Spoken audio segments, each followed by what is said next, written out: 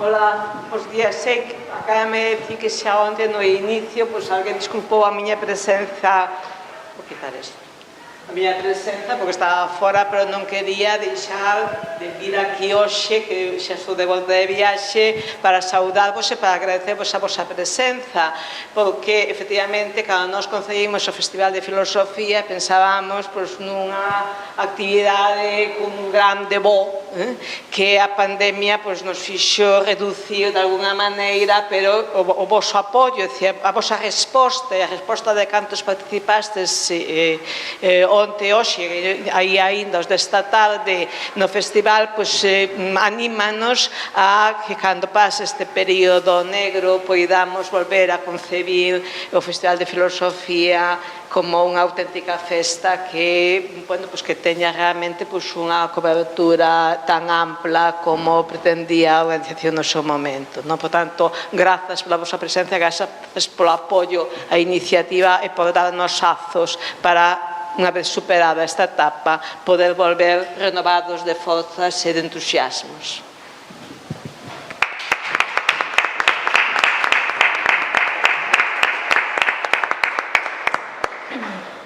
Pois moi bo día, moitas grazas por virdes e por esta resposta tan importante que tivo o Festival de Filosofía e ademais dá gusto ver esas caras tan novas, porque tanto por parte do Consello como por parte da sección de pensamento, un dos obxectivos é atraer ao Consello a xente nova e a público diverso. Entón, desde ese punto de vista, pois a verdade é que é un prazer comprobar tanto a resposta no cuantitativo como ver tamén pois esa diversidade de persoas que teñen interese polas iniciativas que organizamos. E a verdade é que é un orgullo pertencer á sección de pensamento do Consello da Cultura Galega e ver todas estas actividades e con esa resposta. Sí que debo decir que a verdade é que a pandemia nos fastidiou, porque en concreto esta actividade, porque tamén é outro dos obxectivos,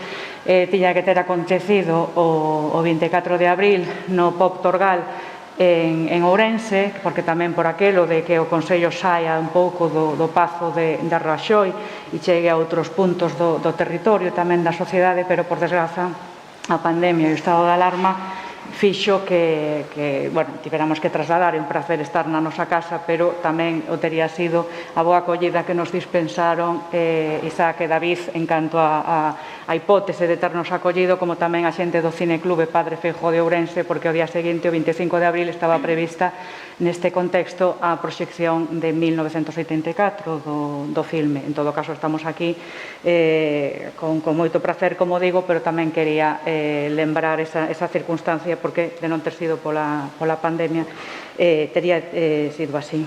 E hoxe, para a cuestión de fútbol ou barbarie, para esta mesa, pois nos acompañan, por un lado, Lucía Taboada e por outro, Rafa Cabeleira.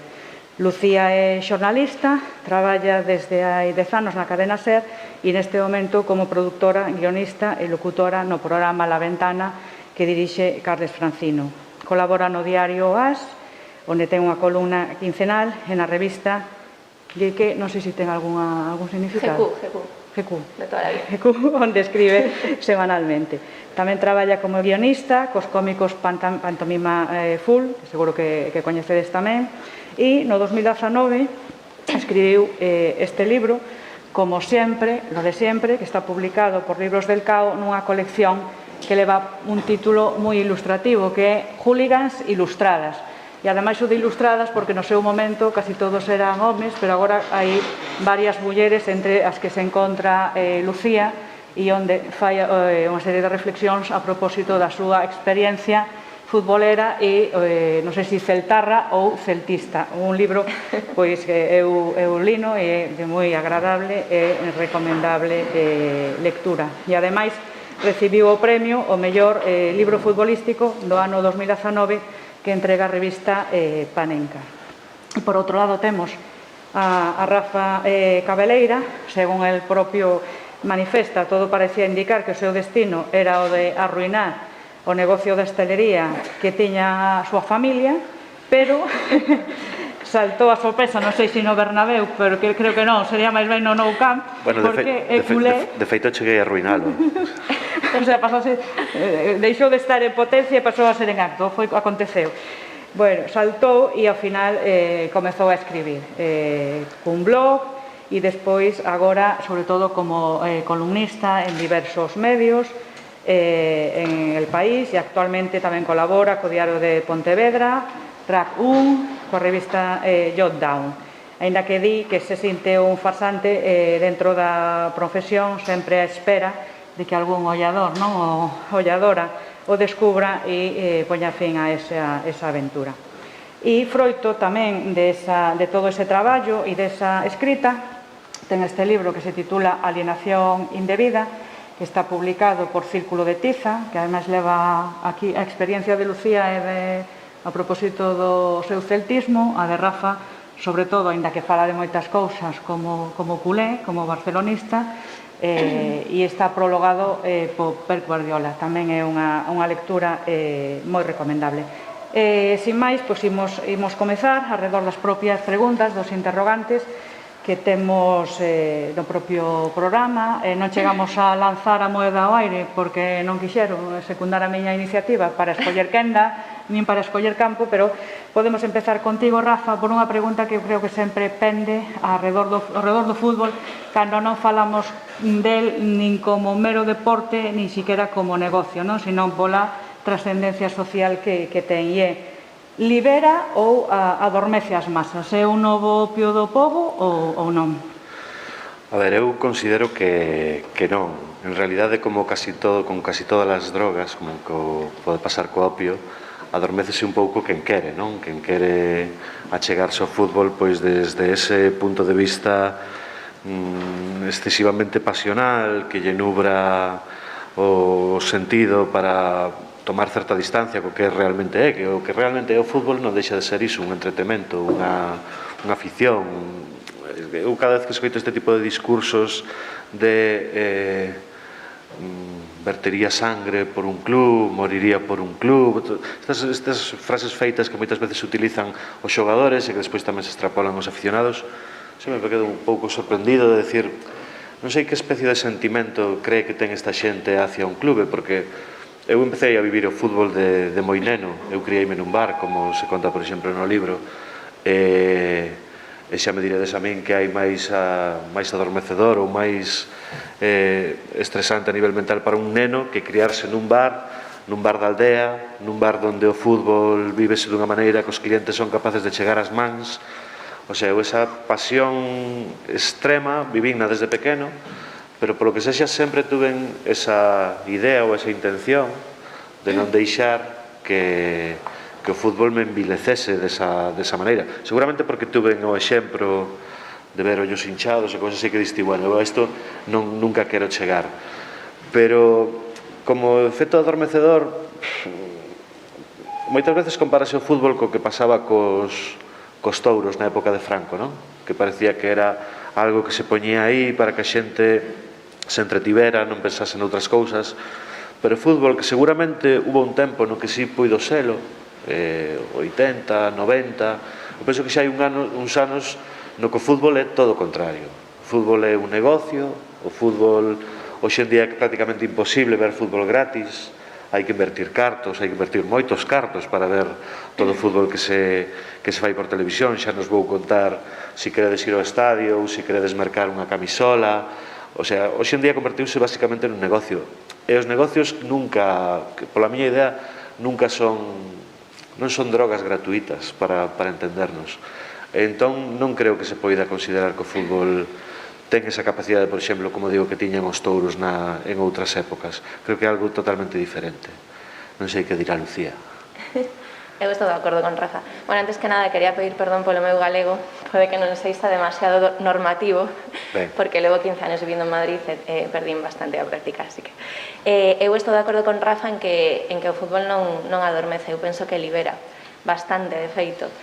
Para min é moi liberador chegar ao momento do partido, media hora antes do partido, e sentir o que sucede con fútbol é que é moi tentador caer na ilusión constantemente, aínda que o teu equipo sexa este facendo unha temporada nefasta, chega o momento do partido e recobras un pouco esa ilusión. E durante unha hora e media olvidaste de todo o que pasa na túa vida, os problemas que traes acumulados durante a semana.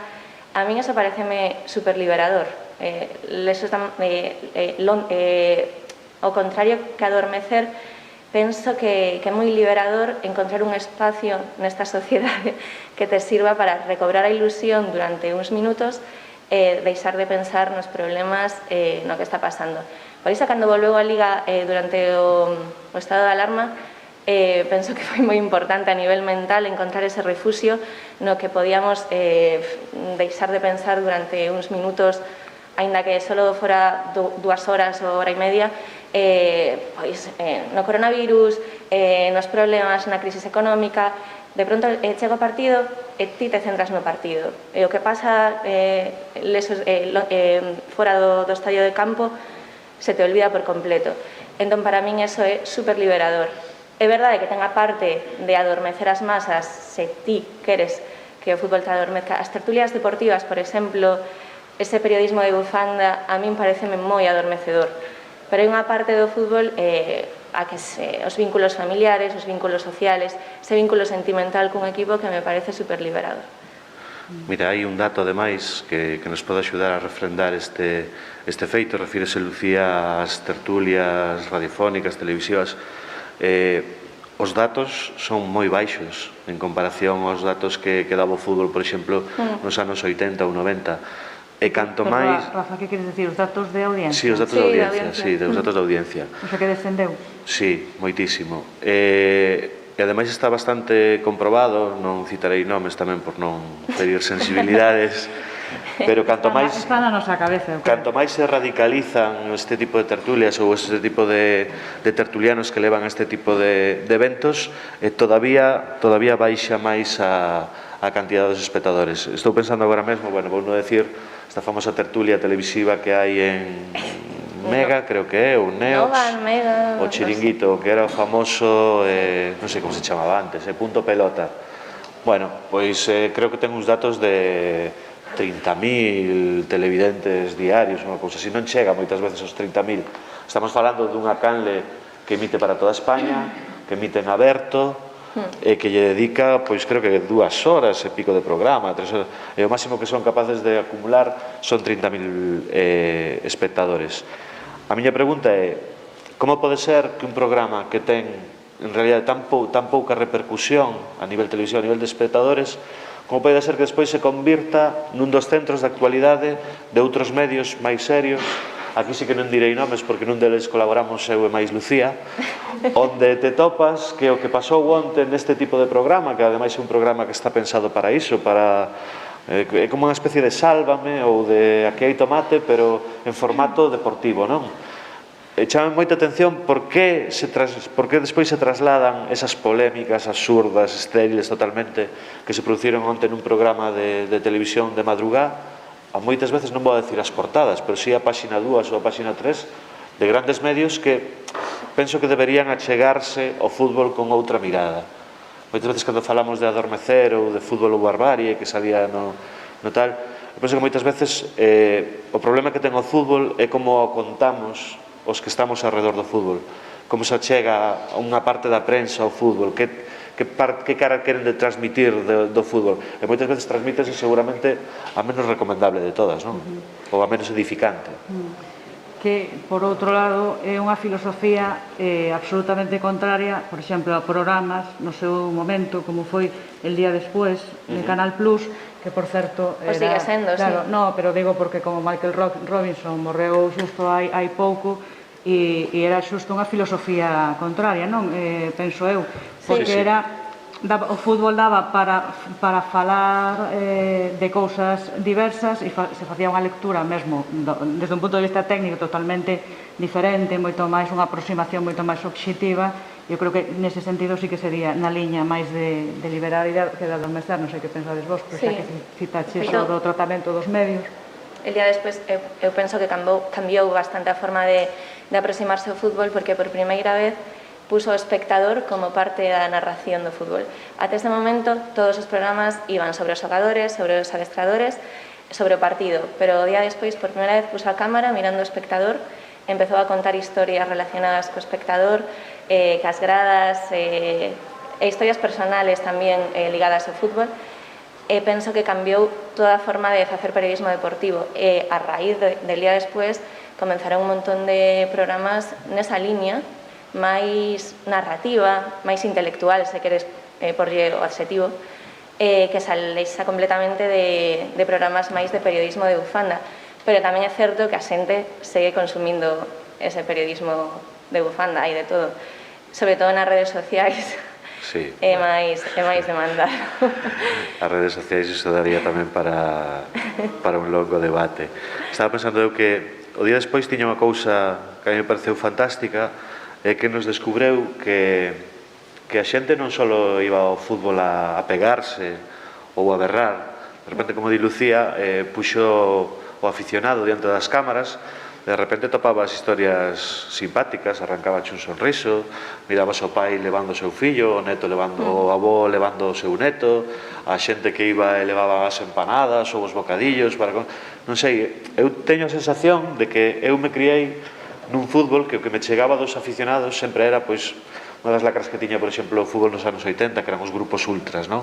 Sempre chegaban os ecos das peleas, das agresións, moitas veces das mortes que provocaba o fútbol, e aquilo daba un certo medo. De feito, eu lembro que de pequeno, a primeira vez que me levaron a Balaídos, pasei medo na autopista porque íbamos cun rapaz dali do pobo que é un pouco loco, iba nun Opel Kadett como moi lanzado, eu paseino bastante mal. Despois, aparte, paseino bastante mal na entrada do estadio porque eu tiña esa sensación de que iba a un sitio perigoso, de que iba a un sitio onde a xente se pegaba, onde che podía pasar algo, onde che podían pegar un botellazo.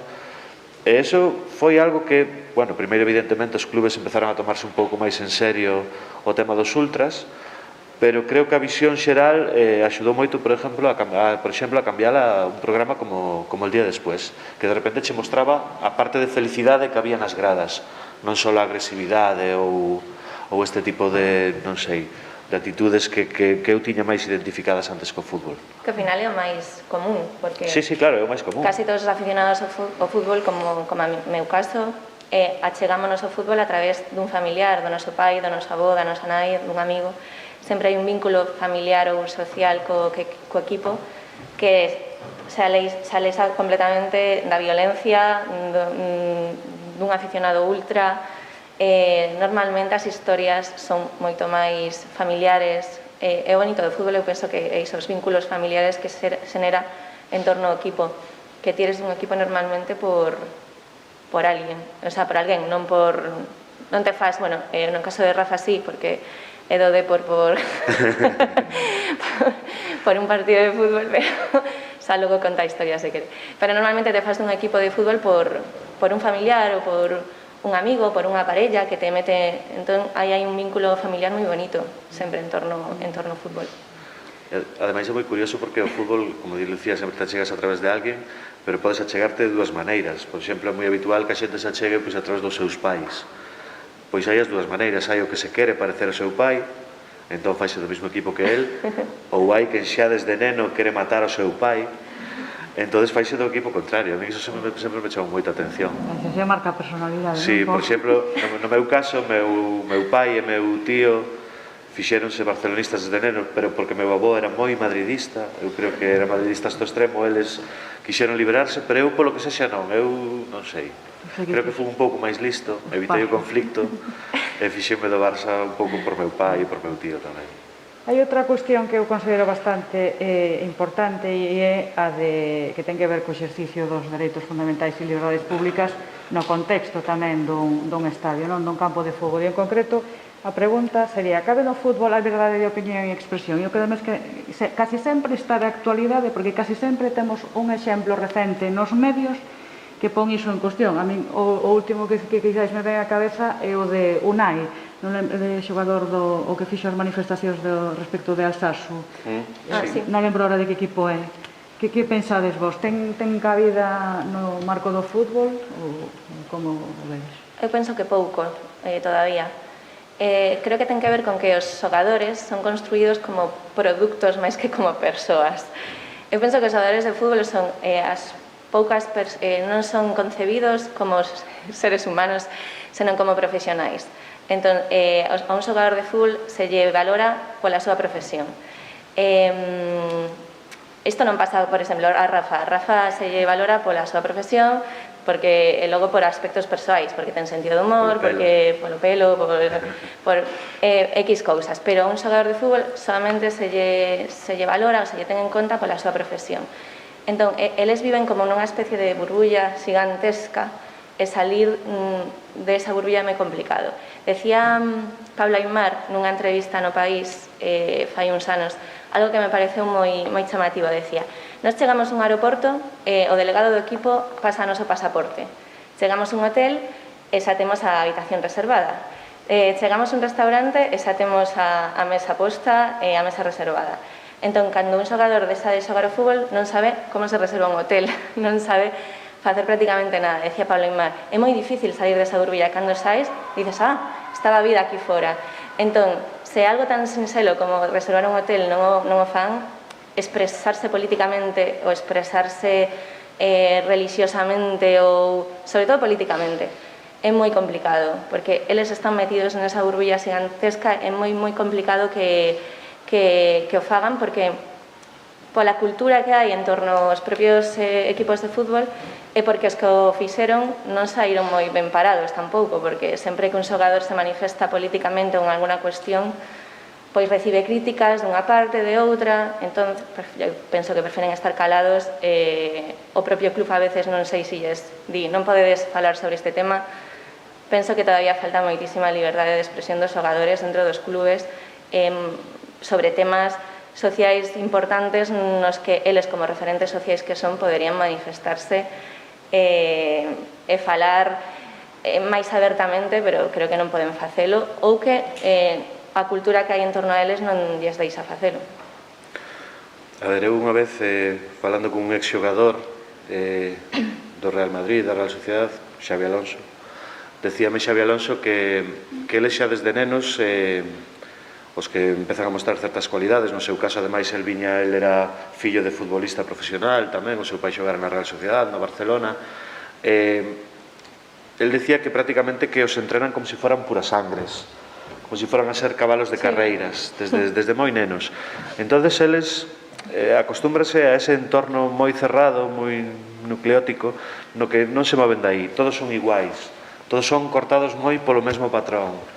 Levantarse, entrenar, alimentarse ben, volver a entrenar, descansar, meterse aí nunha burbulla da que é moi difícil sair, como decía Lucía, despois xa cando chegan ao fútbol profesional prácticamente é imposible sair dela, porque a parte da propia burbulla, despois a burbulla empeza a convertirse nun sitio moi cómodo, nun sitio que te protexe prácticamente de todo. Entón, ti aí non tes prácticamente necesidade de facer nada. Como di Lucía, non tes necesidade nin de pasar a tarxeta nun aeropuerto, nin de chamar un taxi, nin de irte á habitación do hotel e ter que esperar, non sei.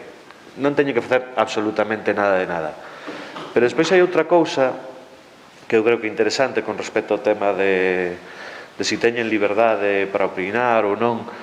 Eu creo que lles pasa, ou que lle pasa moitas veces a xente que ten a idade que teñen os futbolistas, porque eu creo que a veces nos olvidamos de que os futbolistas son rapaces moi novos, na súa maioría.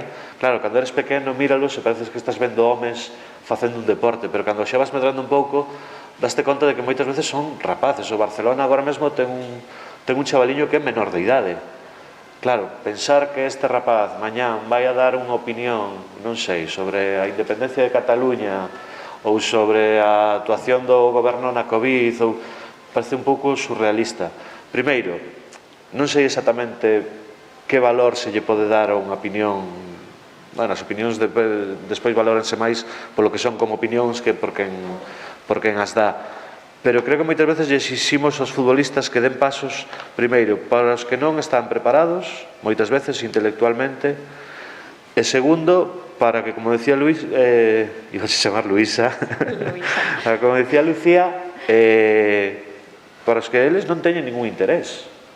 Porque é así, ademais, se o extrapolamos, eu sempre digo que o fútbol é un pouco un espello da sociedade, se extrapolamos ao futbolista Con isto non quero decir que non haya xóvenes que lles interesa a política, que lles interesa a cultura, que lles interesa a filosofía, que lles guste debatir, que lles guste entrar a opinar das cousas importantes, pero sí que hai un gran número que non. Eu penso que no fútbol pasa un pouco así. E, a máis, cando no fútbol aparece alguén, estou pensando, por exemplo, no caso de Piqué, que é un tipo bastante ben formado e que ten personalidade para de vez en cando soltar a súa, cada vez que aparece un destos, matan. O sea, directamente chega todo este circo mediático. Eu vou chamar círculo, pero é mellor circo. Pégalle máis. Aparece todo este circo mediático que se encarga de que a próxima vez que intenten dar unha opinión se pensen moi ben o que ven decir. É unha cousa máis, Lucía, deixoche rematar. Pasa moito tamén neste país que depende moito o tipo de opinión que des. Por exemplo, a Rafa Nadal, que é un chaval moi conservador, que nunca se mete en grandes problemas. A Rafa Nadal é imposible que alguén lle chame a atención por nada. De feito, fai non tanto, fixo o meu gusto unhas declaracións, iba a decir que lindaban o machismo, non, pero eu penso que se pasaba de largo o machismo. Sí. En este país non houbo debate, non houbo afeamento hacia Rafa Nadal. De feito, voume colgar unha pequena medalla. Eu fixenlle un pequeno afeamento nun dos medios nos que colaboro e ao día seguinte tiven que emitir unha nota pedindo perdón. Isto vai así. Pero se a opinión que dá un futbolista, por exemplo, Piqué, é a favor dun referéndum de independencia ou dun tema máis vencellado moitas veces ás esquerdas ou, non sei, ao socialismo, aí xa é máis complicado, porque ao final o aparato mediático que temos é o que é como é. E pasa o que pasa despois, pasa o que pasa. Estou de acordo. Eu, en canto ao que decías ti, o que isto se ven como profesionais, eu non o teño moi claro no sentido de que tamén moitas veces, o que pasa que eu creo que na liña que apuntaba un pouco Rafa, de que despois o trato mediático que se lle queira dar e leválos por un lado por outro, porque sí que se mestura moito a súa vida privada, a como visten, como se peitean, as tatuaxes que levan, quen é a súa parella, sacan até os fillos, todo eso. Entón, eu creo que a mellor é máis unha cuestión de arquetipos que de persoas profesionais, ainda que o que apuntabas é interesante tanto a cuestión da idade, porque eu creo que sí que perdemos a perspectiva, como a cuestión de que son seres como de outro planeta a certo nivel, porque tamén sempre estamos falando da elite do fútbol. E nese sentido, do que decías tú, claro, outra vez a importancia dos medios de comunicación e o escaso nivel de democratización que hai casi paralelo entre os propios medios de comunicación e o fútbol, porque nin todos estes chavales, pois a mellor ten interese que se pronuncien sobre según que temas, ou en todo caso, claro, que mal se leva o trato de segundo que opinións se expresen, porque efectivamente Piqué sempre está na picota facendo o xogo de palabras, mentres que Rafa Nadal, eu lembro esas declaracións e eran absolutamente machistas, rematadamente machistas, e lóxicamente calquera deles ten dereito a expresarse, pero tamén podería ter os demais, e sobre todo desde medios de comunicación, o mesmo dereito de facerlle a crítica correspondente, non? Pois, como vedes, hai personaxes os que sí se pode criticar con moita facilidade, hai outros nos que é moito máis complicado, pero complicado hasta o punto de que ti como periodista podes estar incluso xogándote o soldo. Nos, ao final, máis ben na prensa, bueno, Lucía creo que ten contrato coa cadena SER, pero os que creo que sí. É máis difícil botala, pero os que somos freelance, os que somos autónomos, dependemos moitas veces das colaboracións, é triste dicilo, pero moitas veces teste que quedar nesa posición prácticamente neutral e saber que hai cousas nas que é mellor que non te debas meter, e que ademais despois hai outra cousa no periodismo deportivo tamén, é que non sei se pasa en outros, pero é un periodismo bastante anquilosado no pasado. Un colle as grandes figuras do periodismo deportivo español dos anos 80 e 90 e prácticamente son as mesmas, o sea, entra moi pouco espacio. No, pero despois vale. Despois entramos no... Ábrese moi pouco espacio a novas caras. Xa non vou dicir, por exemplo, a caras femininas. Eu estou pensando no caso de Lucía. Claro, Lucía colabora na cadena SER, colabora na Ventana, é unha celtista reconocida, é unha columnista recoñecida, e ti pensas, como pode ser que Lucía non tope oco en ningún programa específico de deportes, por exemplo, para falar do Celta. Sempre vai haber un home diante de Lucía, sempre vai haber un home que leva 30 anos ou 40 anos na profesión por delante de Lucía. Eso é tamén un pouco descorazonador. Sí, tal cual. Sí, é moi descorazonador, pero é verdade. Non direi nomes, pero é verdade que a maior parte dos tótems de periodistas deportivos son xente que leva 30 anos dicindo o mesmo, prácticamente. Faltan un pouco de voces un pouco discordantes ca línea oficial de certos equipos de fútbol. E a cuestión do xénero, e son homes tamén. Bueno, son homes, maioritariamente. Eso obviamente. No caso das mulleres, ahora sí que se ve incorporar, sobre todo no tema das televisións, non? Se ve incorporar moitas mulleres aos programas, pero aí fai pouco falábamos Lucía Maisel. Sí, pero nunca como tertulianas. Claro, sempre como presentadoras, a pé de campo, pero nunca dando opinión. Opinadoras, non. As mesas de opinión seguen sendo... Igual unha muller na mesa, pero 6 homes e unha muller, ou todo homes directamente. É moi curioso que eu como home miro así sempre digo, son todas guapísimas. É un mundo moi curioso isto do periodismo deportivo, no que todas as mulleres que chegan a facer son todas belísimas, non sei, é algo que os homens... Ainda por riba van contra o prexuizo, porque se lles gusta o fútbol, o canon diría que tiñan que ser feas. É algo que, por exemplo, os homens, por sorte, non se nos exixe, pero non sei, é algo que chama moitísimo poderosamente a atención dunha maneira negativa, evidentemente.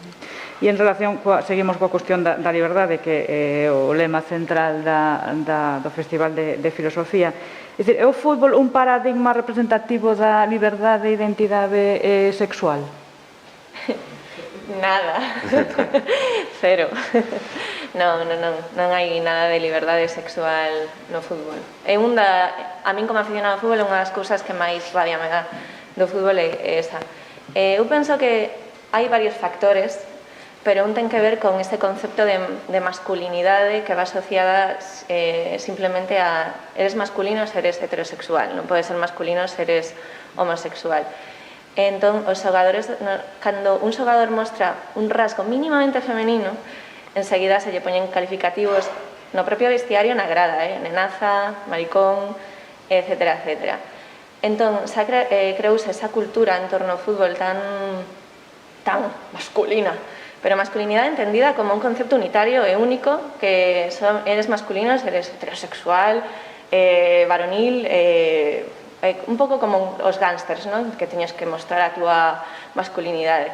Que é moi difícil que un xogador salga do armario, penso que pola cultura que hai, penso que tamén por medo a perder patrocinios, o cal me parece bastante absurdo, porque penso que as marcas agora mesmo reivindican a liberdade sexual e seguramente se un xogador importante sai do armario, todas as marcas van a querer ir a patrocinarlle porque é unha voz distinta e o que buscan as marcas é a diferencia, non?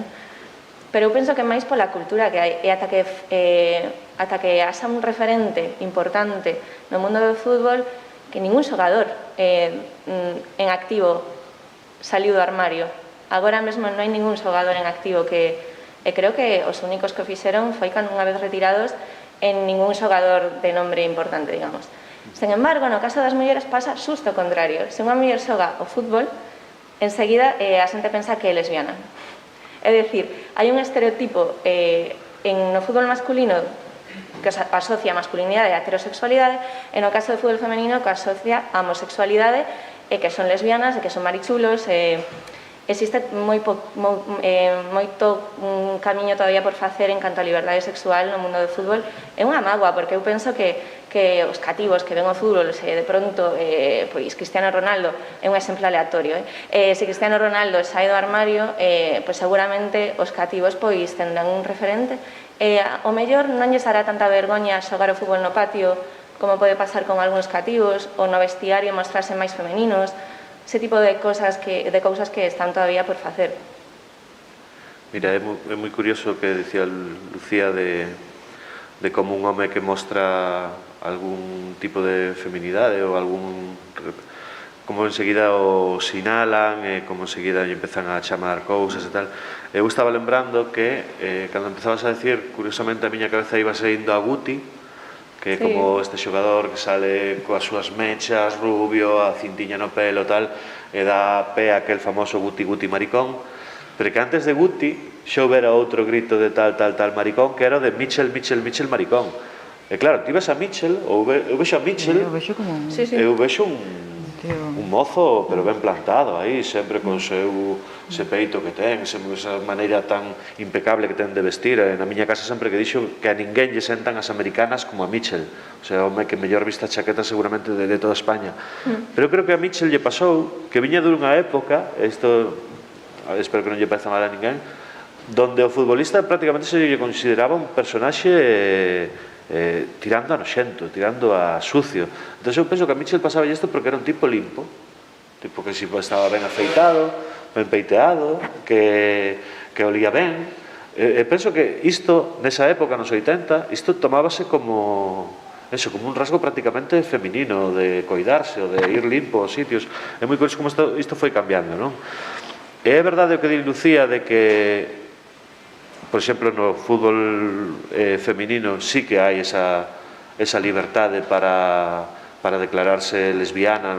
Hai moitísimos casos, incluso de xogadoras moi importantes, de grandes estrelas mundiais, pero no fútbol masculino non. Pero non pasa só no fútbol, pasa tamén noutros deportes. No tenis, por exemplo. Nas grandes ligas. Non coñecemos a ningún tenista profesional que sea gay, non coñecemos a ningún xogador da NBA que sea gay. Bueno, si hai dous, John Amaechi, que xogaba nos Utah Jazz na época de Michael Jordan, un dos xemelos Collins, non lembro agora o nome, un declarouse gay e outro creo que acabou salindo con unha das Kardashian. Mais ou menos os dous foron aí collendo unha parte de protagonismo por aí, pero eso, eran dous xogadores totalmente secundarios. Non hai unha gran estrela do baloncesto tampouco que se declarase gay, nin no xockey de xockey hielo, bueno, nas grandes ligas americanas en ninguna, no baloncesto FIBA europeo tampouco, non coñecemos casos. Cal é a razón? A veces é difícil de desentrañar cal é a razón. Falamos dos temas publicitarios. Como di Lucía, teria que ser todo o contrario. Eu penso que hai 1000 marcas que están desexando a que aparezca a primeira gran estrela do deporte gay para, bueno, botarse encima e exprimilo todo o que poidan. Eu creo que ten moito máis que ver moitas veces coas organizacións. As organizacións, empezando polas organizacións familiares que se crean alrededor dos xogadores, pais, irmáns, representantes, amigos, os clubes, os intereses que crean os clubes que lle pode non que lle vai a restar ou ter pero os clubes interpretan que eso, non sei, que lles vai a dar unha publicidade que non desexan ou que o seu aficionado se vai a tomar dunha maneira que o club non está disposto a aceptar. Despois moitas veces estas organizacións das grandes ligas. Aquí en España fai uns anos, na liga inglesa fíxose moi popular que un día ao ano os xogadores levasen os cordóns das botas cos colores arcoíris do movemento. Bueno, pois esa idea chegou a España, algúns futbolistas apoiaron, non moitos, por certo, porque en toda unha xornada de liga creo que se opuxeron entre menos de 20 futbolistas se puxeron os cordóns, pero a que non quixo saber nada do tema foi a propia liga. E claro, iso é algo que chama moitas veces. Estamos falando de fai un par de anos, non pensedes que isto sucedeu fai 15, non, fai un par de anos. E diste exactamente que problema ten a Liga de Fútbol Profesional Española en apoiar ese día ou apoiar esa iniciativa. Eu non acabo de entender, non acabo de entender. O que pasa é que ese prexuizo de xénero que apuntabas ti, tanto polo concepto de masculinidade dos homes, o sea, dos futbolistas, como o contrario, porque sería antítese no caso da feminidade ou da non feminidade das futbolistas, é o mesmo do que falábamos antes, do prexuicio de pensar que aquelas mulleres que se achegan desde o mundo de vista, o sea, desde o mundo, informativo ao fútbol, pues, que nos sorprenda que sexan guapas, non, que se acompañe a beleza. E é curioso porque ao final esa suposta maior liberdade das mulleres homosexuais futbolistas para manifestarse como tais curiosamente, paradoxalmente, froito de que responden a ese prexuízo, non? De que, como se dedican ao fútbol, parece que como teñen que ser máis masculinas e, polo tanto, pois ter unha opción sexual diferente e non normativa. A verdade é que é moi paradoxal. Eu creo que é unha cousa que dá para moito tamén. Bueno, para ir rematando e dando paso ao coloquio, a religión do século XXI podemos considerar que é o fútbol? Eu penso que Tinder. Tinder. Eu creo que son a cocaína e Instagram. A cocaína e Instagram. Sí. Estuve pensando ben na casa, dixen, espera, Lucía seguro que vai decir tal, teño que buscar outra. Non, Instagram estou de acordo tamén. A cocaína non sei, pero Instagram. Sí, tamén. Eso corrobora o acerto na selección das nosas mesas do Festival de Filosofía. Faltounos a cuestión da cocaína, pero tomamos nota para as vindeiras edicións. É que o traigo moi recente, porque fai pouco lín o libro este de Saviano, 000, e tamén me vi unha serie que vai sobre o tema. Parece sorprendente como en que punto está agora mesmo este tema, non? Como xa se fala de cifras que superan en moito, por exemplo, as cifras que manexa o mundo do petróleo. Entón eu digo, bueno, se hai estas cifras era que o tema está ben en auxe. E ao mellor, isto xa sería fiar moi fino, pero ao mellor podíamos buscar incluso unha relación entre a cocaína e Instagram, entre este culto á imaxe... Hombre, terminan gram. Terminan gram, vale. Pero... Unha pista. Pero sí, Pero esta tertulia va de fútbol, Este culto á imaxe, a felicidade constante, creo que vai un pouco por aí. Pero eu digo que non, que o fútbol non... Tu apuntas noutra... Bueno, apuntades noutra liña. E última pregunta antes de dar pé ao coloquio e abundando tamén na cuestión dos prexuizos, que sempre é, digamos, a antítese da liberdade. É dicir, é o fútbol inimigo da cultura? Porque igual que falábamos antes dos roles de xénero, eu tamén debo de confesar que no seu momento, cando me aproximei, sobre todo, a certas lecturas, pois, por exemplo, dase despois, no caso de moitos intelectuais, bueno, coñezo máis homes que mulleres, de feito, neste momento non se me ve ningún home feminino á cabeza, pero, por exemplo, esas aproximacións mesmo literarias, fixo a xente como Manuel Vázquez Montalbán ou como Eduardo Galeano ou unha persoa máis próxima a nós desde un punto de vista afectivo e xeográfico, Juan Tallón, Manuel Javois. Bueno, parece non mal facer toda a lista, pero quero dicir que como se dá, existe esa inimistade, hai incompatibilidade, hai atracción, como vedes vos esa relación fútbol e cultura? A ver, eu creo que hai unha parte da intelectualidade que está moi engolada de si mesma, que pensa que os intelectuales só son eles, que para ser un intelectual hai que ceñirse a unhas lecturas determinadas, a unha música determinada, a un tipo de cultura moi determinada e moi elitista, que non debe de estar ao alcance de todos os demais. Entón, cando aparece algo como o fútbol, que para min é cultura, non é baixa cultura, nin moito menos, ten moitísimos dos ingredientes que suele ter a cultura, pero a mellor cultura que se pode imaginar. Non sei por que se produce este rechazo que teñen moitos intelectuais. Bueno, intelectuais hai de todo tipo. Pero despois sí que hai un intelectual que é capaz de recoñecer o que ten o fútbol, e é capaz de trasladar esa beleza que moitas veces ten o fútbol, estética, a nivel de paixón, a nivel intelectual, moitas veces, é capaz de transmitela prácticamente a todo, non? Eu creo que hai textos increíbles sobre deporte, estamos facendo a lista, pero claro, podíamos falar de Alberti. Alberti un día chegou a Santander, el que non era para nada aficionado ao fútbol, foi invitado polo seu amigo Cosío, o famoso Cosío do tratado este da tauromaquia, e levouno a ver un Racing de Santander e Barcelona. Alberti sale do campo namorado do porteiro do Barcelona, de Platco. Escríbelle unha oda Platco se chama, é un texto moi conocido e fermosísimo. Claro, pretender que ese texto simplemente polo feito de estar dedicado ou inspirado no fútbol ou nun futbolista é menos importante a nivel intelectual ou a nivel cultural que eu que sei, que un tratamento sobre Kant ou un texto sobre Casabranca, non sei, o que se queira facer. A mí parece un pouco ridículo, por decirlo así, ridículo.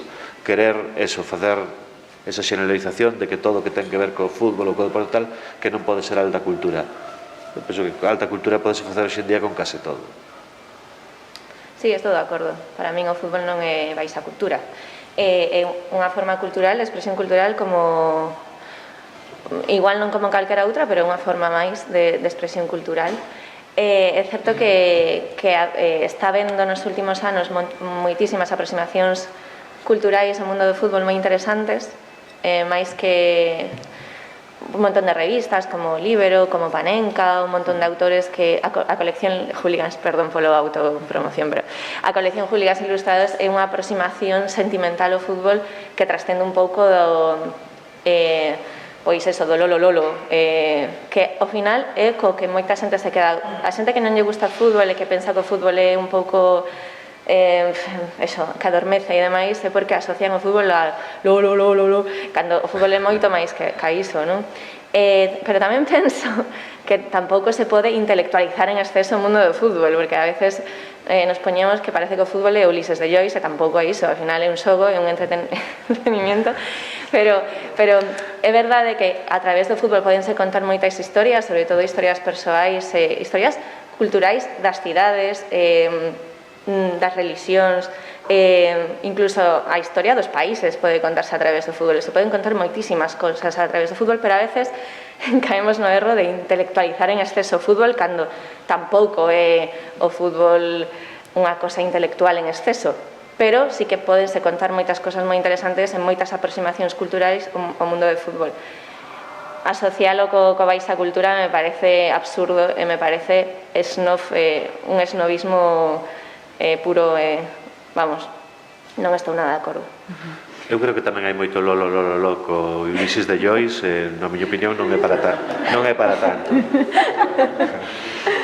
Moi ben, pois eu creo que isto dá para moito para continuar, pero creo que tamén hai cousas moi suxerentes e creo que seguramente a xente quere participar, entón, se vos parece, pois abrimos coloquio tanto aquí en modo presencial como a xente que nos está seguindo desde as súas casas para calquera pregunta ou comentario que queirades facer, que seguro que Lucía e Rafa os responden con agrado. Cando queirades, ides levantando a man e vos van pasando o micro. Bueno, se ven, quería comentar dúas cousas. Nun primeiro intre, isto recente que acaban de dicir a ponente e o ponente, eu coido que se ven o fútbol non é, ou seja, tamén estou completamente de acordo en que diferenciar entre alta e baixa cultura é unha cousa completamente clasista.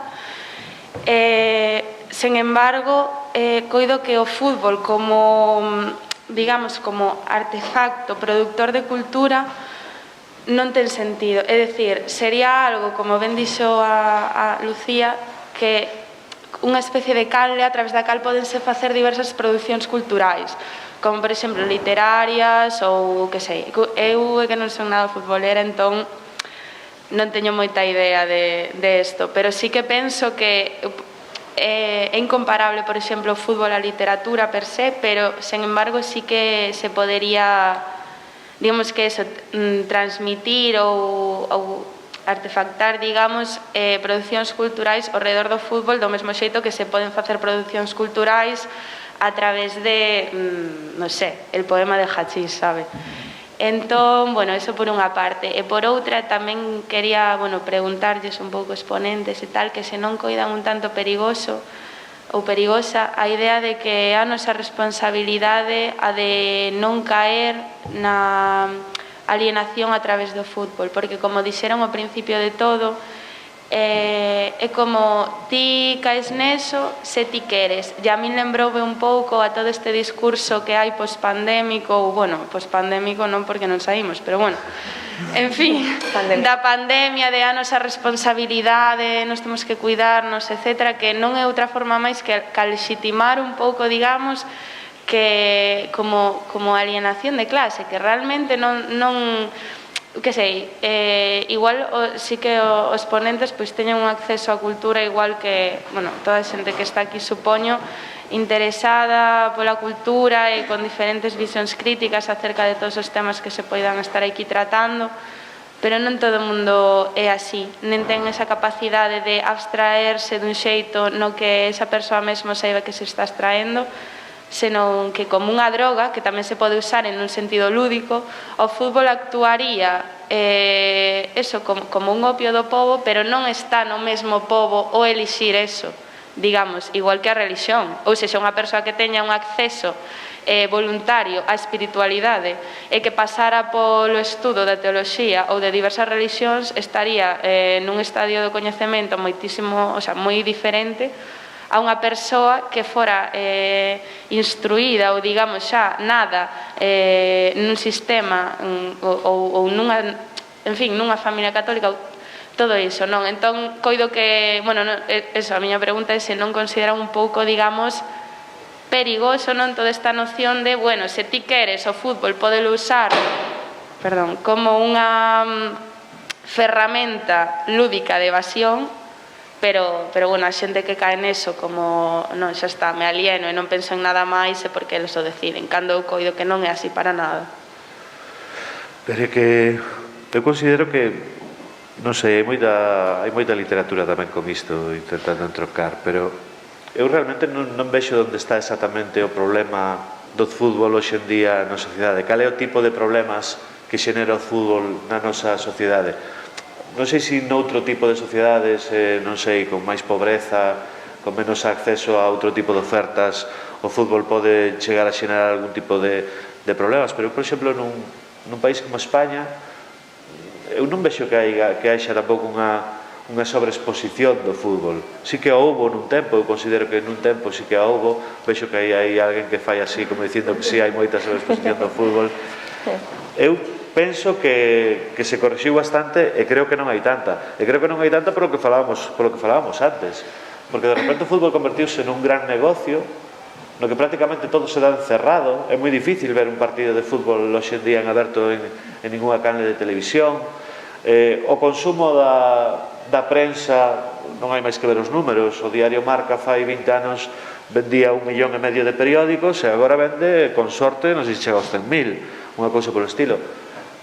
Ao mellor é que eu tamén estou moi acostumado ao que ti dis, crieime niso, estou moi acostumado e non o vexo como unha amenaza ou non son capaz de identificar a amenaza que pode supoñer o fútbol para, non sei se os máis xóvenes ou, como ti, xente con menos recursos, pero que a min gústame ver o fútbol agora mesmo sendo un dos problemas que poida ter unha sociedade como a española. Non sei exactamente onde pode estar o problema. En el recreo, que ao que xogan os nenos no recreo. A nada máis posible. As nenas están alrededor e espectral, non hai a posibilidade. Pero as nenas non xogan entón no recreo a fútbol? Sí. Eu creo que sí, Eu creo que sí xogan. Afortunadamente cada vez máis. É verdade que na miña época non xogábamos ao fútbol. Sí, bueno. Por exemplo, a miña aproximación ao fútbol non foi externa, nunca foi xogando. Pero eu penso que cada vez máis. Estou de acordo un pouco con Rafa que os problemas do fútbol, sobre todo na parte ultra e demais, son bastante pasados, por fortuna, erradicouse moito eso nos estadios. Non sei se falabas deso en concreto, pero cando eu penso o fútbol como algo super nocivo e violento, penso esos xóvenes que non teñen nada que facer e que se meten nun grupo ultra que de pronto lles acolle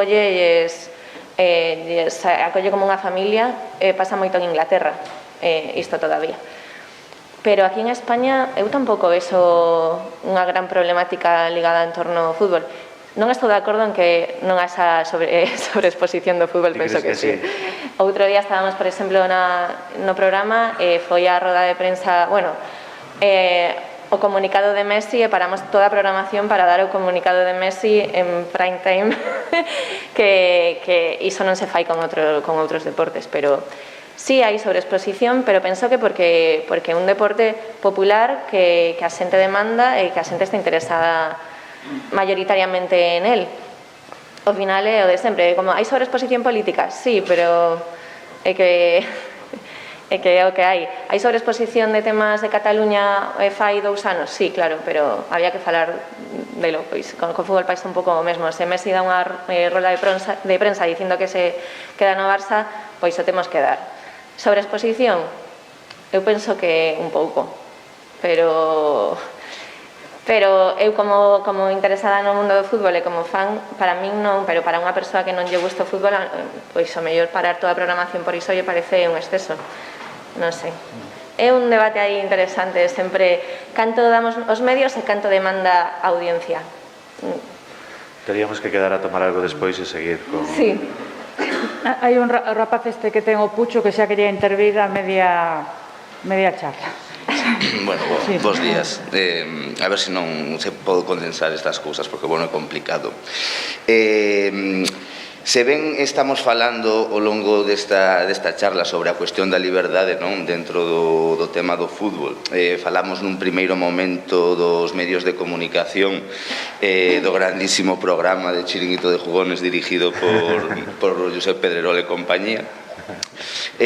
De algún xeito pareceme curioso, non, como que sinalamos ese tipo de programas ou histrionidades do xornalismo de bufanda como algo negativo, ou que atenta un pouco contra algúns intereses do fútbol. Eu penso que ao mesmo tempo este tipo de programas non están máis alá en ningún aspecto de outro tipo de prácticas xornalísticas como poden ser o AS, o Marca, sinto por vos que participades tamén nesta cuestión que eu penso que é a sociedade do espectáculo do fútbol, non? Porque está claro que se vivimos nun mundo que é a sociedade do espectáculo, o ámbito de fútbol penso que se mostra claramente toda esta espectacularidade. Eu penso que tanto Chiringuito como AS, como Mundo Maldini, como El Día Después, todos este tipo de programas están na mesma liña. E hai unha aliñación, non sei se debida ou indebida, pero moi grande en torno ao fútbol, non? Isto eu penso que supera todas as cuestións da alta, da baixa cultura, non? Porque agora mesmo alta, baixa cultura non existe na sociedade do espectáculo, senón é a cultura consumible, a que ti podes consumir, e como ti, por exemplo, ben indicabas, a cultura do fútbol hoxe en día pois hai que pagala e está moi cara, ou tela que piratear e estar buscando servidores proxy para ver fútbol, que é un coñazo, no que ao final nunca tes canales serios onde poidas piratear con regularidade o fútbol, non? Un fútbol que ao mesmo tempo a min personalmente pásame, porque sou un auténtico ultra, que me queita de facer moitas cousas, porque claro, ao fin e ao cabo, como a sociedade do espectáculo pretende que consumamos máis fútbol, ao fin e ao cabo teño un fin de semana onde teño pouco tempo, pero para ver moitos partidos, tanto da Liga Española, da Liga Inglesa, etc. Entón, en todas estas cuestións estamos hablando dun fútbol, pero un fútbol espectacularizado. Falamos do Barcelona, falamos do Madrid, falamos do Celta, falamos do Deportivo, pero onde queda outro fútbol, non?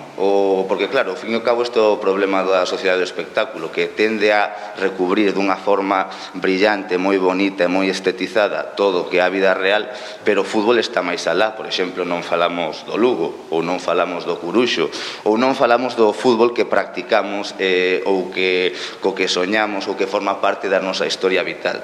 Entón, tendo toda esta cuestión en conta do que é o mundo do fútbol e a sociedade actual, a miña pregunta son dúas sinxelas, máis ou menos. Donde está el fútbol, non? Porque neste momento estivemos falando tal sobre que é o fútbol, pero pouco falamos do fútbol. Falamos de isto do fútbol, de os medios en torno ao fútbol, pero non desa cuestión inaprensible, moi difícil de explicar que é o fútbol, que é a súa grandeza, por que estamos falando, por que move casi tanto ou xera casi tanto interese como pode ser a cocaína. E a segunda pregunta: pode ou debe emanciparnos o fútbol? Non lle estamos poñendo demasiadas non sei, como forzas ou esforzos nun deporte que xustamente cando lle pos tanto énfase na súa posibilidade ou na súa capacidade simbólica ou de aportarnos algo como ser humano, non quizáis estamos facendo demasiado para, ao mellor penso que realmente non nos pode emancipar o fútbol? Gracias. Mira, vouche contestar a primeira, que me parece máis sinxela, voulle deixar a complicada a Lucía. Eu penso que o que ten o fútbol que nos engancha tanto e que nos atrae tanto é que ao final seguramente é un dos deportes máis sinxelos de practicar. Xa non me refiro a nivel profesional, estamos falando de calle, de cando somos nenos e todo isto. Para xogar a baloncesto fai falta unha pelota, xa fai falta un aro. Conseguir un aro xa é máis complicado, hai que facer unha canasta. Isto pasa xa moitos deportes. Para xogar o fútbol, non sei, creo que somos algúns da mesma idade, bastaba con 2 chaquetas de chándal para facer máis ou menos unha portería, unha carretera pola que non pasasen moitos coches. Eu son dun pobiño que se chama Campelo, e isto na miña época era así, pola carretera pasaban 3 coches ao día, e unha pelota que moitas veces ni siquiera facía falta que fose unha pelota, o sea, valía un globo cheo, o sea, o calcetín recheo cun globo, valía unha lata de Coca-Cola, valía unha pelota barata, valía unha pelota de baloncesto, unha pelota de fútbol, unha pelota de balón, valía calquera cousa. Entón eu creo que é algo que é fácil achegarse. É verdade que xa nos criamos nunha sociedade onde o fútbol estaba moi instalado, onde hai esa especie de veneración aos futbolistas, donde os pais, se ven que o seu fillo xoga moi ben ao fútbol, parece que, bueno, que se lle pode perdoar todo o demais. Pero claro, eu creo que cando é algo que vas asumindo tan desde pequeno, cando a súa práctica é tan sinxela, porque máis pasou aquí, e pasa porque está pasando, por exemplo, ahora en zonas como en África, donde sí que non hai esa sobreexposición que temos aquí, porque para empezar nin hai medios. E, sin embargo, os rapaces xogan ao fútbol. Eu creo que é un deporte de moi fácil acceso. E despois é un deporte moi divertido, non nos vamos a enganar. Xogar ao fútbol é moi divertido, pero é divertido para o que xoga ben, para o que non xoga tan ben. Ti pode ser un artista do balón de unha maneira fenomenal, ou pode ser, como era no meu caso, que chamaban un chupapostes, que ti non xogabas moi ben, pero ti poñeste cerca da portería, e de vez en cando caía un balón e metías o gol, e pasábalo moi ben. Pode ser un tipo tosco que de repente dalle unha patada a un e pásalo moi ben. O sea, eu creo que o fútbol ten un componente de felicidade, de divertimento, que eu creo que engancha. E unha vez que te vas enganchando desde pequeno a dar patadas dal, pois despois é moi difícil que de maior deixes de consumilo así como así. Non sei se contesta a pregunta, pero, bueno, intentei. Tamén estou de acordo con Rafa que o fútbol non é o deporte físicamente máis exixente, hai deportes moito máis espectaculares de ver, a veces é un tostón con un piano, vemos partidos no que non hai ni un tiro a porta, e sen embargo seguimos vendo, pero penso que o fútbol é un lenguaxe bastante universal, que se entende aquí, que se entende en calquer país, trascende bastante as fronteras, e penso que iso é parte do valor do fútbol, é a súa capacidade para ti estás a min pasou de estar vivindo en Londres, falar cun croata e acabar falando de fútbol, e que esa persoa supise situar Vigo no mapa a través do Celta. De feito, chamou o Celta, pensaba que Vigo se chamaba Celta de Vigo, non Vigo, e díxeme, Vigo non se chama Celta de Vigo, non, é Vigo solo. A mí me pasou moito viaxando que ao final te podes hablar con calquer persoa e podes falar de fútbol porque é un lenguaxe que todo o mundo entende e comparte, non? Penso que iso é o que fai do fútbol un deporte diferente. Non sei se a tua segunda pregunta era si pode ou debe emanciparnos como sociedade ou como individuos, se temos que poñer todas as nosas esperanzas, por exemplo, cando dicías despois da pandemia e tal, pois tivo algo bastante positivo a nivel social, que volveu e tal, pero ao final o que volveu non foi o fútbol. O fútbol é a presencia dos corpos en torno a un ritual, o que volveu foi o espectáculo do fútbol. Bueno, pero tamén volveron as pachangas nos campos. Sí, volveu o espectáculo porque non podemos ir á grada ahora mesmo, desgraciadamente. Pero eu coñezo o primeiro que fixo o meu sobrino cando na fase 2 deixaron sair á rúa foi xogar o fútbol cos seus amigos. Entón, ao final, Eu dicen que o fútbol é moi liberador e o sigo mantenendo, pero tampouco podes por todas as túas esperanzas como sociedade no fútbol, evidentemente. Pero sí penso que libera, porque durante o momento do partido te abstraes un pouco do que pasa na túa vida. Tamén libera a nivel de, pois eso, de vas a outro país, podes acabar tendo ese lenguaxe universal co que falar co outra persoa. Pero tampouco podemos pôr no fútbol cousas que non ten, obviamente, porque non deixa de ser un deporte e un espectáculo. Como ti dices, agora mesmo é máis espectáculo moitas veces que deporte. Outra pregunta interesante tamén podría ser en que hai que poñer ese tipo de esperanzas. Claro. Creo que estou pensando agora, eu en realidade non poñería tampouco esa esperanza en nada moi concreto, non? Creo que ao final a maneira de que sexamos libres e que teñamos a posibilidade primeiro de expresar esa liberdade e despois sobre todo de que teñamos oferta de todo, que un poida ir collendo daqui e dalá e non ter que estar aí cun sofoco enriba da cabeza. O que pasa que tamén hai unha dicotomía entre que se sei que hai palabras pedidas, pero unha dicotomía entre a liberación individual nun sentido de evasión e a proposta que el fai de emancipación desde un punto de vista político, colectivo ou social. Aí hai outra palabra que pedía. Moitas grazas polo Consello, por esta proposta e a vos polo que acabades de decir. Unha aclaración, o de Michel Maricón era polo de Valderrama, porque se te acordas, Michel... Non era previo o de Valderrama? Eu creo que era previo xa o de Valderrama, Eu creo que foi a partir de aí, pero bueno, en todo caso era por recordar a anécdota esa que o perseguiu toda a vida, non? Vale.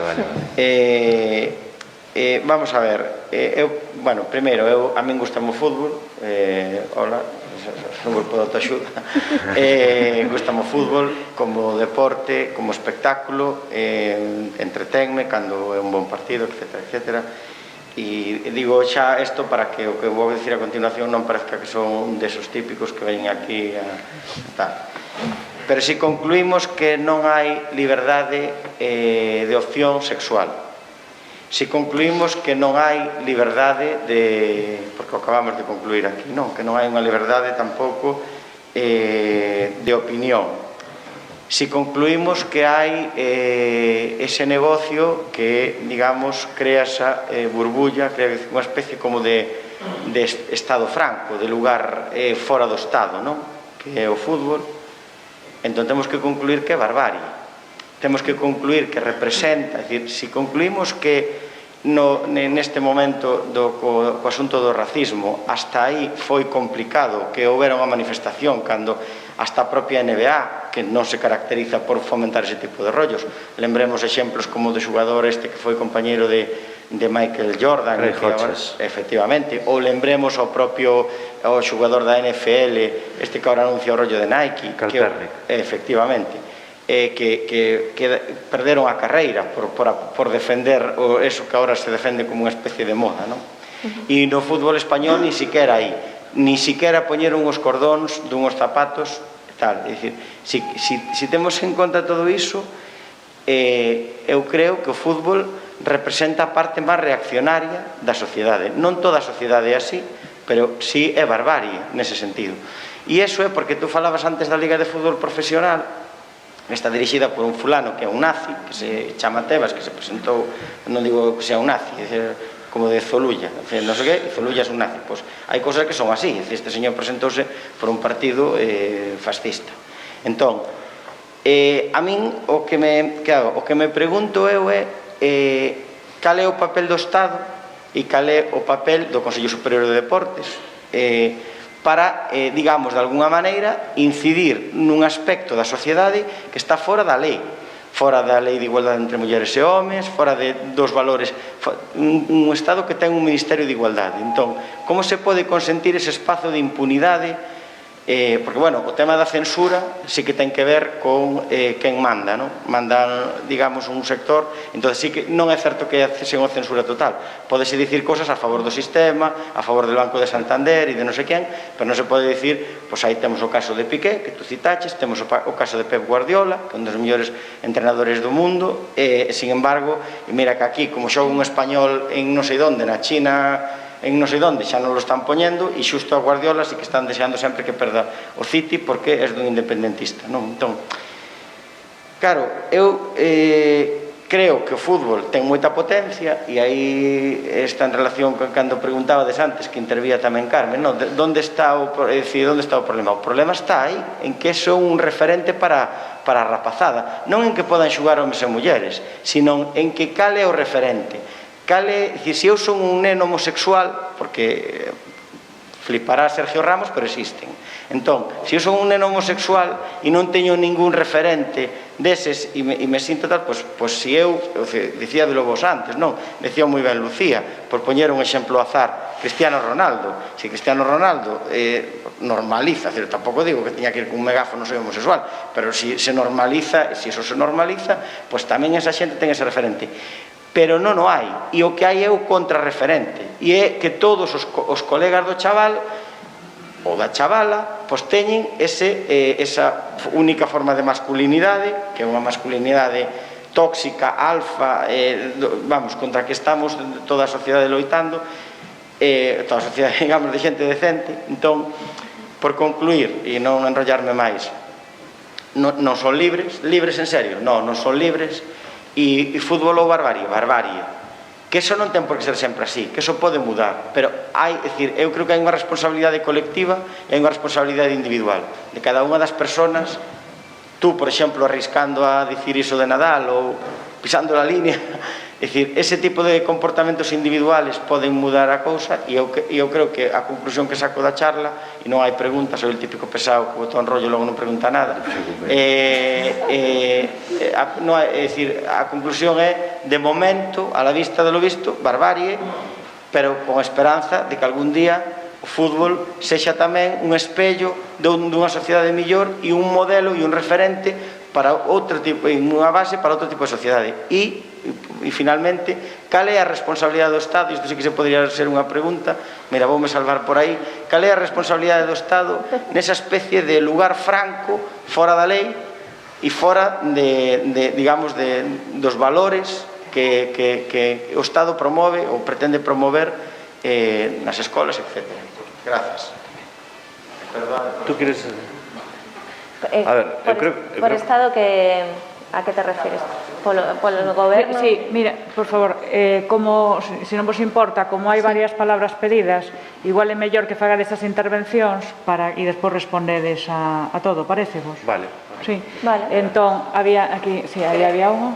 Sí, por favor, sede o máis breves que podades para aí. Que tal? Como exemplo absurdo así dos estereotipos do deporte ou do fútbol sobre todo, o exemplo un dos máis recentes é sobre todo polas redes sociais o de Borja Iglesias, que aparte creo que de aquí preto, co tema só hai un día nun adestramento con as uñas pintadas, saíron todos, vamos, como borregos, ou ves aí na rede social. Es que xa por iso, xa hai un xogador simplemente unhas uñas pintadas e ves as respostas o que puxo o Betis neste caso, e vamos, que dan ganas de, se sou un xogador nese caso, de que mira, estou pensando en igual decir que sou homosexual ou que sexa, es que por que vas a sair, sabes, que vendo o que está pasando aquí, simplemente con ese detalle absurdo, que pode ser porque lle guste, porque non lle guste, pero é o que di Lucía, que vamos, que os xogadores ten que ser aportar o máis masculino o que sexan, vamos, máis fortes, tatuaxes, non, as uñas pintadas, e creo que tamén con iso deberían haber saído aproveitando ese detalle, deberían haber aproveitado pois tanto algún club ou algún xogador e haber apoiado iso, pero pouco se veu. porque se veis o da Liga ou por parte de, non sei, simplemente ese detalle que me parece moi característico, moi absurdo e moi recente, no, que temos así todo mira, na nin cabeza. pouco apoio ni ningún, o sea, por lo que eu vin non recibiu apoio de ningún. E moitas veces os futbolistas que son moi corporativistas para moitas cousas, moitas veces bótase de falta a súa opinión ou o seu apoio cando chegan este tipo de cousas, non? Hai dúas cousas, aparte enlazo coa pregunta da anterior. Pero, perdón, Rafa, que como hai varias, contestades a todas despois en conjunto. Rápido, un segundo. Eu creo que gran parte da culpa de todo isto que pasa o teñen as propias organizacións, os clubes, as ligas e tal cual, pero eu penso que isto tamén, como decía él, vai ter que cambiar, porque a demanda da sociedade vai por outro lado.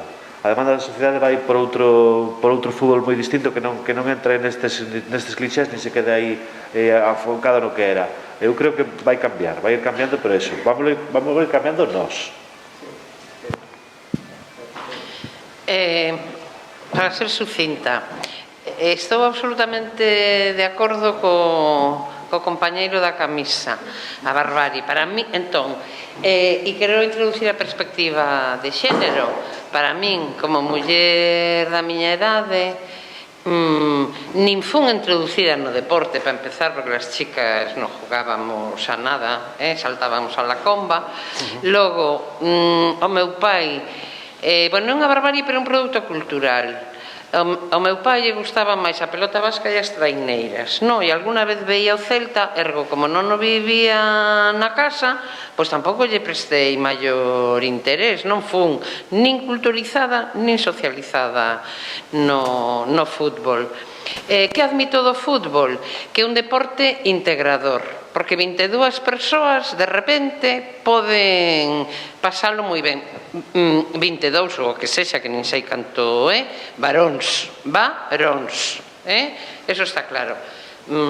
E logo, quería introducir no concepto de cultura, o concepto do efecto colonizador que é sotivo. E vos vou contar unha anécdota. E, bueno, que pode ser liberador, insisto, para os varóns, pois de testosterona, ou necesitan serotonina, ou eu que sei que.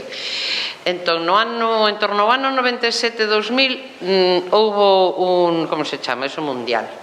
E entón direivos que in the middle of nowhere, nun lugar de Tanzania, onde non hai auga corriente, non había nin electricidade, nin auga corriente, e as dificultades de acceso eran tais que nin chegaban as vacinas, aínda que sea Coca-Cola, porque tiña os seus propios medios, sorpresa, un día, unha parabólica.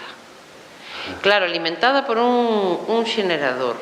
E que estaban facendo? Seguindo o Mundial de Fútbol os varóns. E tú dis, jodo. No, e a mí me pasou eso. Vigo, sí, o poñen no mapa. Viaxas, Madrid ou Barcelona? Pois mira, non me gusta o fútbol. Como que non che gusta o fútbol? Pero vamos a ver, como se pode andar polo mundo sin que che guste o fútbol? E eu me pregunto se hai algún país no mundo onde o fútbol non mova masas. Eu creo que soy o Sri Lanka co seu cricket e pouco máis. Entón, pois tamén, barbarie co seu punto de cultura, que lle vale en xeral os varóns tamén para sair das favelas. E, bueno, eu me quedo coa introducción da perspectiva de xénero no fútbol. E que collen os patios e as nenas ao redor. No tema da relación de fútbol e redes sociais, castellano hablo máis rápido, mucha gente acostumbra a ver os partidos e a comentarlos, sobre todo en Twitter, en el descanso, ¿no? Y yo veo unos ataques feroces a los comentaristas, a Valdano, por ejemplo, que son faltas de respeto clarísimas y que casi siempre escondidas detrás de un nick, de un seudónimo, ¿no? Quería saber cómo lleváis vosotros el tema de ser personas públicas o voces conocidas, a lo mejor tener ganas de opinar y sabiendo que va a haber esa ambivalencia, esa bipolaridad entre gente que os ama y gente que os da unas patadas atroces.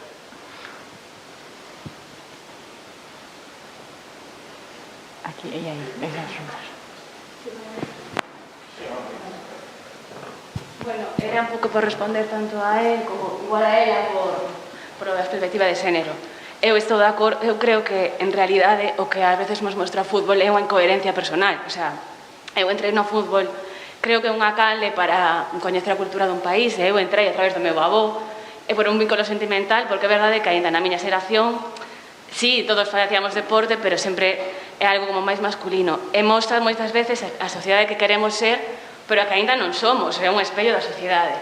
E eu, como persoa que sí disfruta vendo un partido, porque me paso ben, porque hai paixón, e ás veces a paixón non se pode explicar con palabras, sí que mostra unha incoherencia, ás veces, en loitas, pero bueno, tamén é loitar contra eso, intentar romper esos estereotipos, nun partido xirarte se alguén di un comentario que non, porque todos podemos, bueno, tomar parte, pero sí que, bueno, aínda queda camiño por recorrer, e ao final un patio de fútbol segue sendo o centro, porque a sociedade segue sendo machista, e así, estamos nese camiño.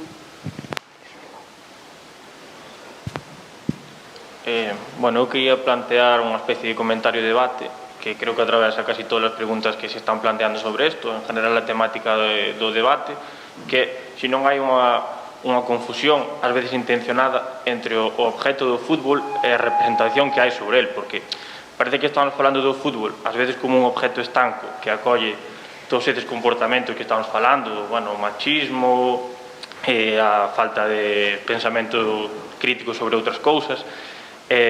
Pregúntome se en realidad non hai unha pretensión de falar de que o fútbol acolle eso como tal, cando en realidad é unha representación da sociedade igual que outros ámbitos.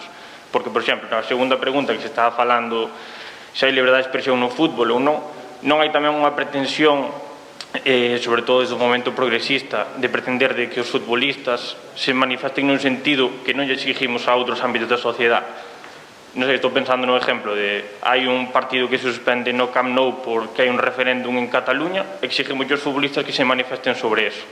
Pero se se cancela un evento cultural, exigimos na mesma medida por exemplo, aos cantantes que se manifesten sobre eso. Por outra parte, neste sentido tamén de confundir a representación sobre o obxecto, o fútbol acolle o machismo. O problema é o fútbol ou o machismo. Porque, por exemplo, eu cando empecé a ver fútbol, son dos 90 e algo, non se me ocurría, non concebía no meu imaginario colectivo ver fútbol femenino. Por exemplo, hoxe en día, nos medios de comunicación, xa hai unha cobertura maior a eso. Quero dicir, tampouco é un compartimento estanco que teña esas connotacións de que se reproducen, pois eso, nun sentido patriarcal e non avance, por poñer un exemplo. Non sei se... Sí. Temos que rematar, que quedaba unha palabra aí. Vale, porque despois xa temos que rematar, que non temos máis tempo. Ben, a min gustaríame enlazar cunha das preguntas que se fixo a respecto da liberdade sexual no fútbol. Eu creo que é un pouco injusto centrar o problema da homofobia, da falta de visibilidade do colectivo LGTB no propio fútbol, porque en moitísimos ámbitos da nosa sociedade aínda non está propiamente visibilizado. Este verán saiu do armario Pablo Alborán no ámbito da música, aínda que tivo moitas mensaxes de apoio, tamén houbo moita xente que o acusou de que quería lograr visibilidade e demais. Entón, realmente, con esa resposta social se pode lograr outro fútbol, un fútbol máis integrador, ou imos seguir pola liña de sempre dun fútbol que, como se ve, unha parcela da realidade que é máis reaccionaria. Carme, contestade xa vos a todo. Sí, esta mesa, a verdade é que parabéns, foi magnífica, tanto o que dixetes como tantísimas preguntas, das tres, e a que máis debate causou, o cal nos mostra que deberíamos tener máis fútbol nos festivales de filosofía, desde logo. Eu que sobrevivín ao fútbol, é dicir, non soporto ninguna das súas variedades. Cando era pequena intentaba non ver, teño un experimento que é intentar nunca saber que se xoga, ni que final, ni nada, que fun aos entrenamentos dos meus fillos con un libro e a escondidas lo leía porque parece ser que a xente se sentaban mal. Bueno, pues hai que estar aquí, hai que estar, ¿no? E que recoñezo que como no meu centro ahora os partidos de fútbol obligatoriamente tienen que tener un 20%, xogo fútbol solamente para que cuando en la FP básica no hay nenas, digo, no, pues xogo, malo será que esto no podamos, como dices, estar al lado de un poste o algo así. Es decir, creo que é seguramente un deporte máis, pero tan invasivo que realmente contribuye a reproducir o patriarcado, porque antes o decíamos na anterior mesa, como de plastilina ou como o patriarcado non se reproduce por esporas, necesita espacios de reproducción. Un espacio tan visible existe una masculinidade tan hegemónica que, claro, que permite que las chicas súper guapas sean como el canon de belleza de las que dan los deportes, pero no porque sea una susceptivación do femenino, o yo masculino que está buscando eso. Que eso tamén ten a súa parte boa, tamén, claro, porque esa presencia das mulleres no mundo deportivo e do xornalismo que leva desfeito moitísimo traballo pulando. Eu que me plantexo é como podemos, bueno, se a nace o fútbol, hai moitos estudios sobre iso, claro, era el espacio de socialización. Eu me pregunto, ¿dónde está escrito que ser lesbiana sea tener que ser masculina y que ser un chico gay tenía que ser feminizarse? Es decir, é unha confusión de termos que o fútbol o mostra esa, digamos, esa... Eu tamén son moi partidaria de, bueno, pues venga, si hai que, nos patios hai que estar e hai que cambiálo e o deporte pues, que neste momento máis fácil acceso ten, pero hai que pensarlo un pouco colectivamente, non é demonizalo como deporte, pero todo aquilo que o sostén está tan cheo de intereses mercantiles, que un dos espacios que neste momento máis contribuye a reproducir o patriarcado, un deles, con moita potencia, e eu sei que hai moita xente que está aí facendo fendas, pero claro, e que a súa, imagínate, eu teño intentado conscientemente non saber que partido se xoga un día. E a veces non podes, porque aunque seas moi rápido apagando a radio, sempre vai haber un momento, hombre, pois xa lo sei, e non quería. É dicir, é imposible abstraerse, igual tamén a política, en outros aspectos, pero é invasivo. Pero mira, Carmen, por exemplo... Ahora, perdón, só unha cousa. Unha intervención cada un e xa pechamos, vale? Para responder a todo. Rápida. Por iso. Moitas veces, como decía o compañeiro, eu creo que poñemos o foco no fútbol como se o fútbol fose o problema e nos olvidamos do verdadeiro problema, non? Hai machismo no fútbol, hai racismo no fútbol, o problema son o machismo, o racismo, non é o propio fútbol. Eu vou poñer un exemplo, eu penso que é bastante práctico para isto. Donde pensamos que agora mismo está máis desenrolado o movimento feminista, donde se están acadando mellores cotas de igualdade, aquí ou en Estados Unidos? Eu penso que agora mesmo aquí, en Europa. E, sin embargo, en Europa o fútbol, vamos a centrar en España, o fútbol é un espectáculo eminentemente masculino, e, sin embargo, en Estados Unidos, donde o patriarcado sí que campa as súas ansias, aí é un deporte eminentemente femenino. Sí, é máis conocido o fútbol femenino que... Eminentemente, sí. O que move masas en Estados Unidos, o fútbol que move masas en Estados Unidos é feminino. É feminino, é moi curioso iso. Sí, totalmente. E está vinculado a unha cuestión de prestixio, non é o mesmo desde o punto de vista do prestixio o fútbol aquí que o fútbol en Estados Unidos. De feito, xa non falla fixarse no nome, non? En Estados Unidos non é fútbol, é soccer. O fútbol é o fútbol americano. Bueno. De todas maneiras, é certo que non hai que matar o mensaxeiro, decía, a culpa non é do fútbol. A culpa non é do fútbol, non. Quero referirme a iso. Eu penso que o fútbol é moitas veces moi asqueroso, porque a sociedade é moi asquerosa moitas veces. E o fútbol é machista porque a sociedade é machista, é homofóbico porque a sociedade ten homofobia. Penso que é un proceso que irase depurando, porque eu penso, por exemplo, unha imaxe dos 90, super clara, que agora é inimaginable.